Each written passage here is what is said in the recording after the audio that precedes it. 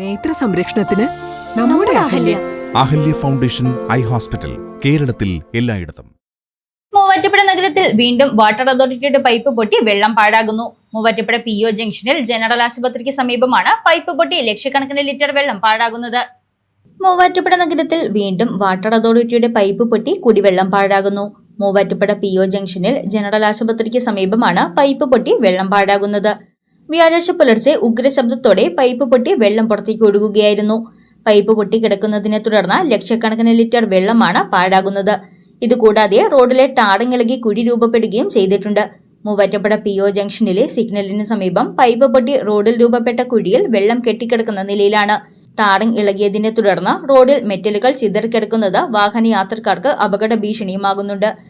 Pipe പൊട്ടി വെള്ളം ഒഴുകുകയും മെറ്റലുകൾ റോഡിൽ ചിതറിക്കിടക്കുകയും ചെയ്യുന്നത് ഇരുചക്ര വാഹന യാത്രക്കാർക്ക് വലിയ അപകട ഭീഷണിയാണ് ഉയർത്തുന്നത്. കാൽനട യാത്രക്കാർക്കും ഇത് വലിയ ബുദ്ധിമുട്ട് സൃഷ്ടിക്കുന്നുണ്ട്.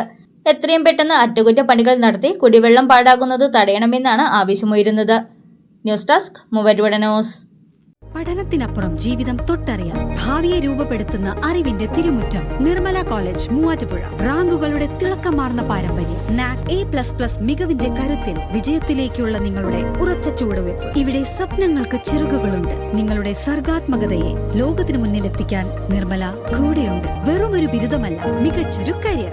ആധുനിക സൗകര്യങ്ങളും സുരക്ഷിതമായ ഹോസ്റ്റലുകളും ഇവിടെ നിങ്ങൾക്കായി ഒരുങ്ങുന്നു. 2026-27 അഡ്മിഷനുകൾ ആരംഭിച്ചു. ഇന്ന് തന്നെ അപേക്ഷിക്കൂ.